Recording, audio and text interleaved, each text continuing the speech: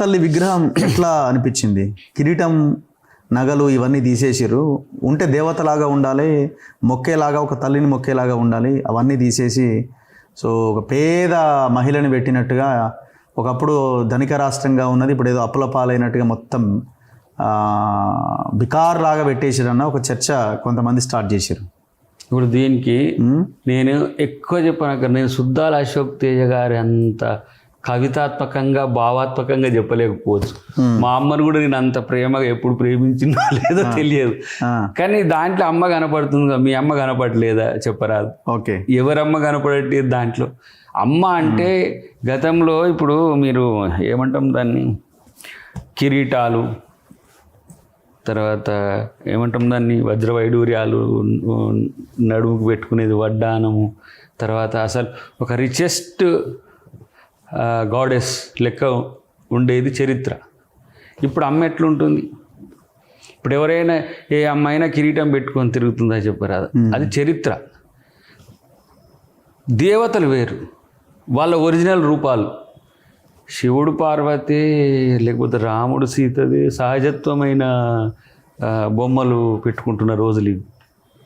అంటే అంత పెద్ద ఒక సాగా ఉన్న వాళ్ళే.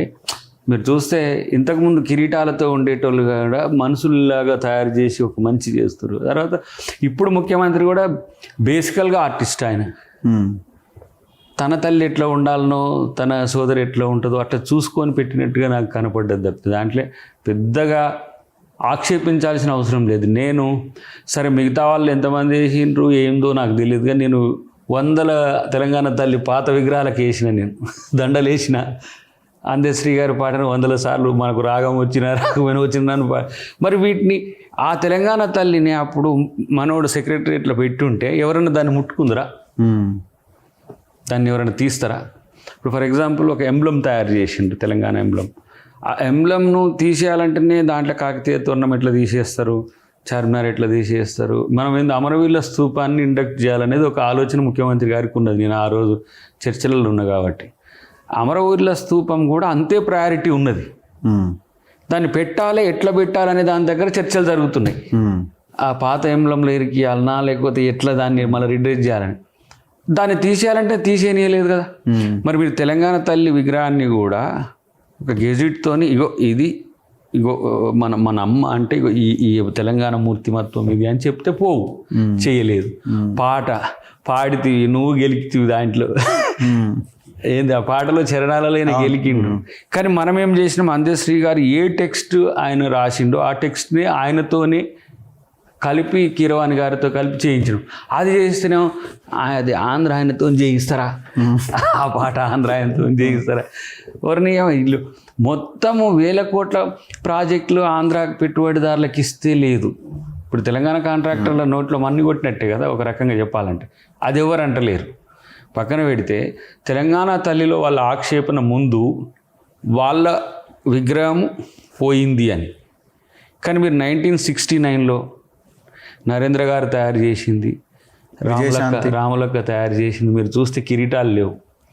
సరే అప్పుడు ఈ కిరీటాలతో ఉన్న తెలంగాణ తల్లి నిర్ణయాలు తీసుకునేటప్పుడు నేను జేఏసీలో కానీ కేసీఆర్ గారితో లేని, నేను కొండ లక్ష్మణ్ బాపూజీ గారితో ఉంటుంది. ఇప్పుడు మనం ఇట్లా పట్టుకొని సింపుల్గా ఉన్న అమ్మకే దండలు వేసేటోళ్ళం లక్ష్మణ్ బాపూజీ గారి ఇంట్లో. ఆయన ఇంట్లో ఇప్పుడున్నా కూడా అదే బొమ్మలు ఉంటాయి. అంటే ఏంది, ఈ కిరీటాలతో వచ్చింది మాది. ఆ కిరీటాలను తెచ్చినప్పుడు కవిత గారిని దాన్ని బ్రాండ్ అంబాసిడర్గా చేసిండ్రు. తెలంగాణ తల్లి అంటే సోషల్ మీడియాలో చూసారా? అప్పుడేమో కేటీఆర్ లేకుండా ఇప్పుడేమో రేవంత్ రెడ్డి భార్య లెక్కుంది, ఇట్లా కూడా ట్రోల్ చేస్తారు. చేస్తారు ఎవరు వాళ్ళు. మా అమ్మ అని నేను కూడా ఎంచుకున్నా, సుద్దాల అశోక్ తేజ గారు మా అమ్మ అంటుండు. అందరు అమ్మ అయింది, ఇప్పుడు జనరల్ అయిపోయింది. కానీ నేనేమంటున్నా అంటే ఇక్కడ మీరు ఆలోచించాల్సింది, బతుకమ్మ మీద కూడా కొట్లాట వాళ్ళేదో కొట్లాడుతూ ఉన్నారు. బతుకమ్మ విషయం మీరు కొట్లాడవచ్చు, కిరీటం విషయం పెట్టమనొచ్చు. నేనైతే నా వ్యక్తిగత అభిప్రాయంలో బోనం పెడితే బాగుండు అనిపించింది, పైన తలకాయ పైన. అంటే ఇర్రెస్పెక్టివ్ ఆఫ్ క్యాస్ట్ అందరం బోనాలు ఎత్తే కల్చర్ ఉంది తెలంగాణలో. ఇప్పుడు తెలంగాణ వచ్చి పాట వచ్చినప్పుడు కూడా దొడ్డి కోమరయ్య చాకలైలమ్మ ఎందుకు లేదు అని చెప్పే విమర్శ వచ్చింది. మరి దొడ్డి కోమరయ్య తీయాల ఒక దినం ఉంది. ఇప్పుడు ఇలా ముఖ్యమంత్రి గారు కూడా పోతారు. వాళ్ళను చాకలైలమ్మకు కూడా ఏ రకంగా చేయాలనేది ఉన్నది. కానీ కవి రాసిన పాటలో చాకలైలమ్మ దొడ్డికొమరాయ లేనిది నేను తెచ్చి ఏడబెట్టిన ఆయన అంత పాడినాం ఆ రోజు. కాబట్టి ఇప్పుడు కూడా 69 నుంచి ఉన్నది తర్వాత వచ్చింది ఉన్నది మీది ఉన్నది. మీది ఇప్పుడు మీరు అనే దాన్ని మనది అని చేయలేదు. మీరు టీఆర్ఎస్ పార్టీది, బీఆర్ఎస్ పార్టీని మీరు అంటున్నారు కదా, మీరు గెజెట్ చేయలేదు, జీవో ఇవ్వలేదు, ఏం చేయలేదు, అధికారికంగా చేయలేదని. ఒకవేళ వాళ్ళు అధికారికంగా చేసి ఉంటే ఆ విగ్రహాన్ని మీరు మార్చకపోయి ఉండేవాళ్ళ? మార్చకూడదు కదా, మార్చకూడదు. అంతేనా? ప్రభుత్వము చర్చ ఇప్పుడు అఫీషియల్గా ఎప్పుడైతే అవుతుందో దాన్ని మారిస్తే కొంత చర్చ ఉంటుంది. రెండవది మనం అసెంబ్లీలో పెట్టినాం దాన్ని. ఈ దొంగాటకాలాడి మొత్తం ఏదో టీషర్ట్లు వేసుకొని వచ్చి ఏదో బ్లాక్ అని డ్రెస్ అట్లా రాని డ్రెస్ కోడ్ లోపలికి రాకుండా ఈ చర్చలో పాల్గొనకుండా అదే అసెంబ్లీలో చర్చిస్తే పెద్ద చర్చ అవు కదా. ఏమేమి పెట్టాలనో మీరు సూచిస్తే దాని మీద చర్చ చేసి అందరు అన్నారని అనుకుందరు కదా. అందరి అభిప్రాయాలు ఇప్పుడు టీఆర్ఎస్ తప్ప ఏ పార్టీ ఒప్పుకోలేదు ఆ విగ్రహాన్ని. బీజేపీ ఒప్పుకున్నట్టే, at the same time MIM కూడా ఒప్పుకున్నట్టే.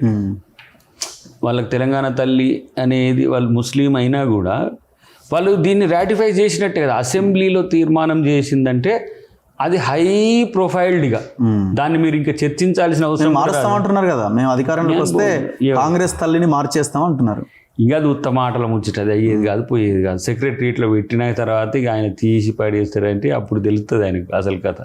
ఇవాళ ఇప్పుడు మీరు అవకాశం ఇచ్చి మీ తెలివి తక్కువతనంతో ఇప్పుడు నేను అందుకనే చెప్తున్నా, తెలంగాణ రాష్ట్ర సమితికి మీకు మీరే ఎట్లా ద్రోహం చేసుకున్నారో, అంటే భారత రాష్ట్ర సమితి అని మార్చుకొని తెలంగాణ తల్లికి కూడా అట్లా ద్రోహం చేసిండ్రు మీరు. తెలంగాణ తల్లిని అసెంబ్లీలోనో మన సెక్రటరియట్లోనో సెక్రటరియట్ ముందో పెడితే మిమ్మల్ని వద్దన్నది ఎవరు, ఆక్షేపించింది ఎవరు? ఇప్పుడు సెక్రటరియట్ ఇట్లా కడితే ఇట్లా వద్దని ఒక ఆయన అన్నాడు, ఇట్లా కట్టమని ఒక ఆయన అన్నాడు, టోమ్స్ ఎందుకు అన్నాడు, దాంట్లో మసీదుని ఎందుకు లేపేసిన ఒకరు, దాంట్లో టెంపుల్ని ఎందుకు వివిధ రకాల విమర్శలు చేసిన, దాంట్లో కొన్నిటిని తీసుకోగలిగిన తీసుకోలేకపోయాను. కానీ తెలంగాణ తల్లి విగ్రహము మీరు మన సెక్రటరియట్లో పెడతా అంటే ఎవరైనా మీకు ఆక్షేపించేవారు? ఆక్షేపించిన బలం ఉందా? ఆ రోజు టెక్నికల్గా మాకు 6 ఉంది, ఎంఐఎంకు 7, 8 ఉన్నాయి, అంతే కదా. మిగతా ఒకళ్ళిద్దరు అటు ఒకళ్ళిద్దరు ఇటు ఉన్నారు. కానీ మీరు భారత రాష్ట్ర సమితి అని తెలంగాణ మూలాన్ని వదిలేయబట్టి మీకు ఇలా ఈ కర్మ వచ్చింది. మీరు తెలంగాణను వదిలేస్తే తెలంగాణ మిమ్మల్ని వదిలేసింది. మళ్ళీ ఇప్పుడు తగుదనమ్మా అని తెలంగాణ అంటే మీరు భారత రాష్ట్ర సమితి మీకు ఏ నైతికతతో అడుగుతున్నారు? మళ్ళీ తెలంగాణను ఎట్లా కోట్ చేసుకుంటారు, మేము ఉద్యమకారులం ఇట్లా అది ఇది అని.